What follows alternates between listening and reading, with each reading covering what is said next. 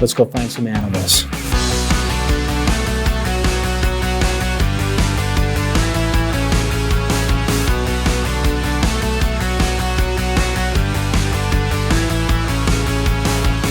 Hello everyone, this is a story of my photography trip down to Katmai National Park in Alaska, but more specifically Brooks Falls. This is where you can find the most concentrated brown bear population per square inch in the entire world. Now first I have to tell you, this place is special. If you're thinking of going, please do everything you can to make it happen. You will not regret it. And take advantage of the secrets that I'm about to share with you, as this will help you have one of the best experiences of your life. In this video, we will cover how to get there, how to save money, the lessons that I learned when I went, and what to expect when you go.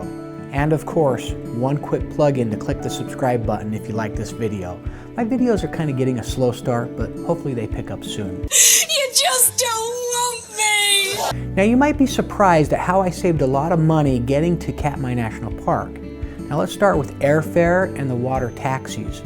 So secret number one is to take advantage of the introductory miles credit card companies give you just for signing up. Now I personally love the Alaskan Airlines card because it gives you a free companion fare after the first year and then every subsequent year thereafter. Now for the first leg of our trip, our destination was Anchorage, Alaska. We went from Salt Lake City with a pit stop in Seattle and then on to Anchorage. We spent the night in Anchorage waiting for our second leg of our trip to King Salmon the next morning. Now King Salmon is a really small town in the middle of nowhere, but there are a couple of restaurants right next to the airport, so while you're waiting for your ride or your flight, you can pick up something to eat. Now some people take a float plane to Brooks Falls, and there's some great advantages of doing it that way. One includes the breathtaking aerial views flying into Brooks Falls. You can fly out of Anchorage, Homer, or King Salmon, and the price range depends on where you fly out of. But we flew out of King Salmon, and I checked the most recent price for Katmai Air, and the price was around $450 per person round trip. Yes, the aerial views are nice, but you can also take the water taxi. And that's what we did. We took Katmai water taxi from King Salmon to Brooks Falls, and off we went, jetting across the Naknek Lake. Surprisingly, I didn't see anyone get sick on the boat. Perhaps because we were going pretty fast and the waters were calm, but it's only about a 45-minute ride to Brooks Falls, and the boat was comfortable, enclosed, and trustworthy. Katmai Water Taxi operates from around June 1st to September 25th, with the weather permitting. Now I say weather permitting because I've heard of cancellations due to weather, but this also applies to float planes. Now last I checked, the round trip ticket for a water taxi is about $450 per person as well. Now once I arrived at Brooks Falls, the excitement immediately struck our senses. I have to admit, bear fever immediately kicked in. I saw a mother and 3 cubs nursing right near the beach. I jumped in the bushes and immediately started snapping pictures, followed by a voice I hear far too often, which is, "Sir, excuse me, sir. Get out of the bushes, sir. Get out of the bushes." "A lot of sap in here." And then we were immediately whisked off to bear school so we can learn the rules. Now all of the rules made sense, and it was strictly to keep you and the bears safe. Now remember when I said this place is special? Well, it's special because the bears and the humans walk, live, breathe, and interact with each other in many ways. The balance of respect both from the humans and from the bears is a delicate equilibrium that cannot be tested or disturbed. One of the questions I get asked the most is, what was Brooks Falls like? And I simply respond with, imagine going to the zoo to see some lions, tigers, and even bears. Now imagine walking through the zoo with no fences, no moats, or no cages to separate man from animal. This is the case as you leave the platforms and hike the 1.5 miles to and from the elevated boardwalk. You've simply joined them where they live, and they allow you to be there. Why? Because they're fat, they're happy, and they're satisfied. The bears really are only interested in one thing, and that is salmon, and maybe some more salmon. And there's plenty to go around once the salmon start heading up the river. Now I was a little nervous because the salmon had a late start because of a longer, colder winter. But even then, the bears just kind of moseyed along and didn't appear to want to eat me. The boardwalk above the river is high and off the ground with a gate. This is perfect for taking pictures from a safe distance, high and above the bears. A lot of people like to hang out here and just watch the bear shows.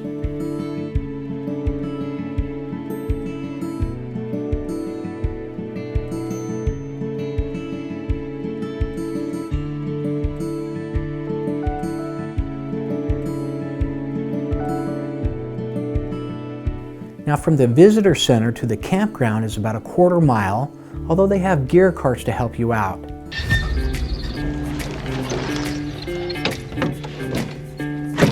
This is where you would want to keep an eye out for bears and maybe make some noise along the way. Hey bear. Hey bear. Fiddly on bomb away, babe.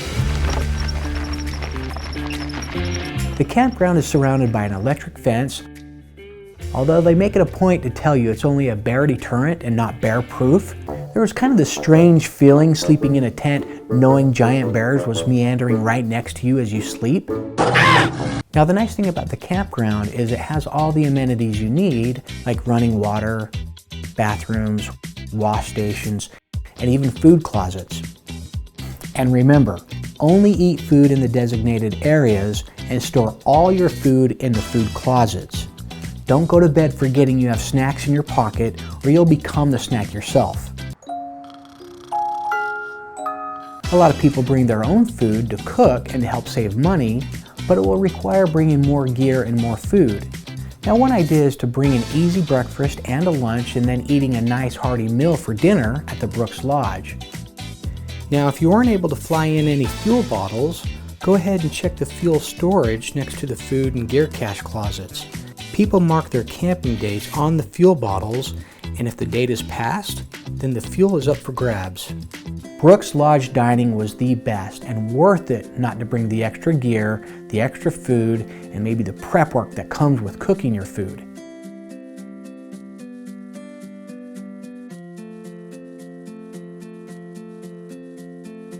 In my opinion, the best way to do Brooks Falls is to camp. The cabins are a bit harder to reserve and a lot more pricey, so camping is really the best option. The reason why I say this is because the day trippers usually arrive around 10 a.m. and then they leave at 4 p.m., only staying for the day. So what this means is, once they leave, you pretty much have the whole platform to yourself and maybe a few other campers. And camping allows you to stay at Brooks Falls during the best golden hours for photography. You don't have to try to rush back to catch your flight in hopes there isn't a bear jam along the way, because there's nothing you can do if a bear decides to take a 2-hour nap on the trailhead.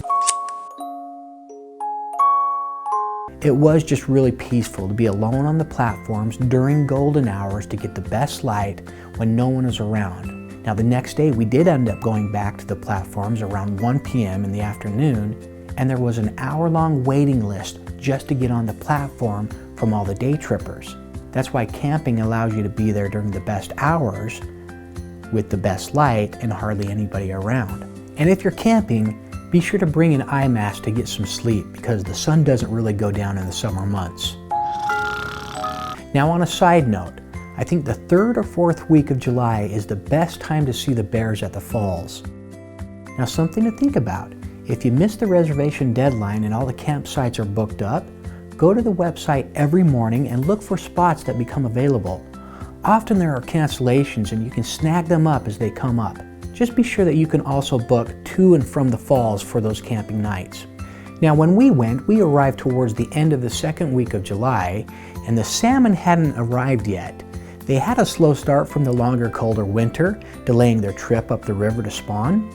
And when I finally got home from my trip, I checked the live bear cam and counted about 23 bears at once at the falls the week after I was there.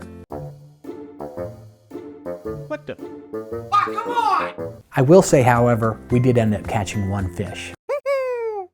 It actually worked out better for us anyway, so let me explain. As we went to the platform in hopes to capture the most popular picture that everyone tries to capture at Brooks Falls, which is the classic fish jumping into the bear's mouth. And since there weren't any fish jumping yet, it was just a picture of a bored-looking bear waiting. It wasn't that fascinating, but this forced me to look in other areas of bears doing different things. like napping, eating, swimming, cubs playing, or mother bears protecting their cubs from a boar attack.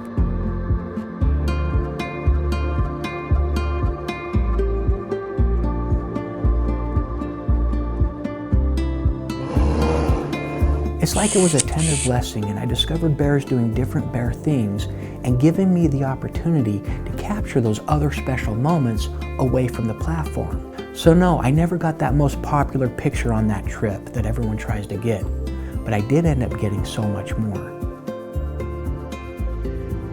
So that day when the platforms were too crowded, I went and rented a canoe. Now I'm a little surprised that no one else was doing this, because the canoe takes you to the bears at eye level versus taking pictures from the bridge and high above. The water between you and the bear protects you, because the last time I checked, bears can't walk on water.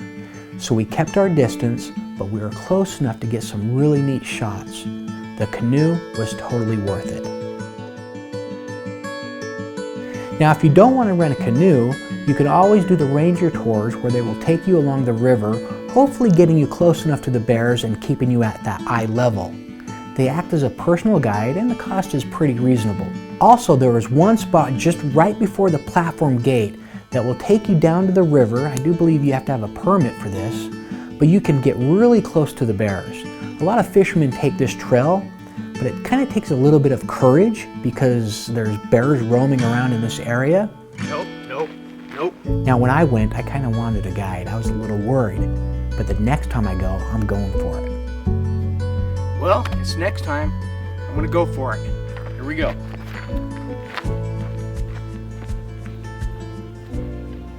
Okay, here I go.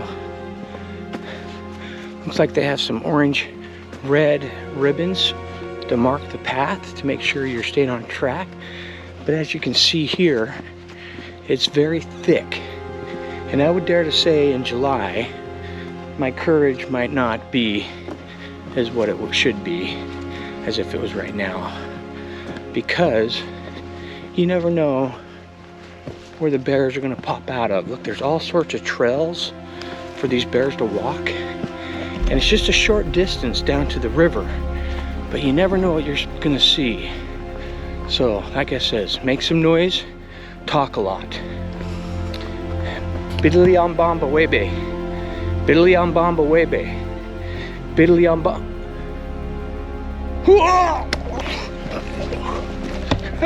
Turns out it was just a mosquito. This is where it comes out of in the river. If you have waders, you can go down into the water and start shooting upriver where the bears are. Get some great eye level shots. Because shooting pictures from the platform is okay, but if you can get down to the eye level where they're chasing salmon, splashing in the water, even look in your direction, you're gonna get a great shot. So this is the path to do it. Just make sure you get a permit.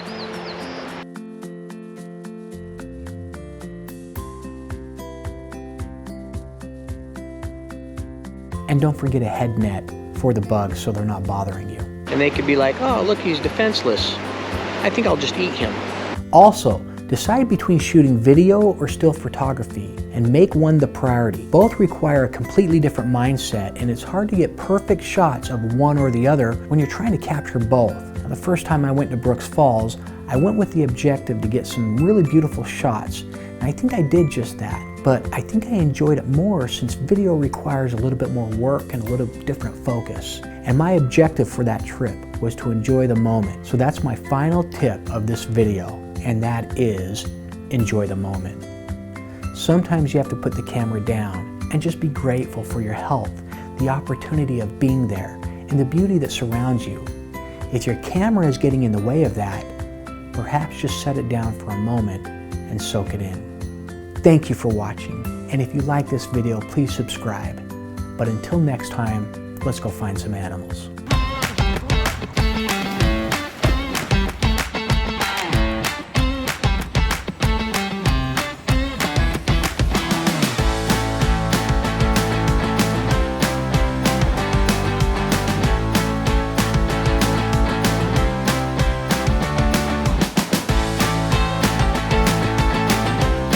Biddly on bomba webe.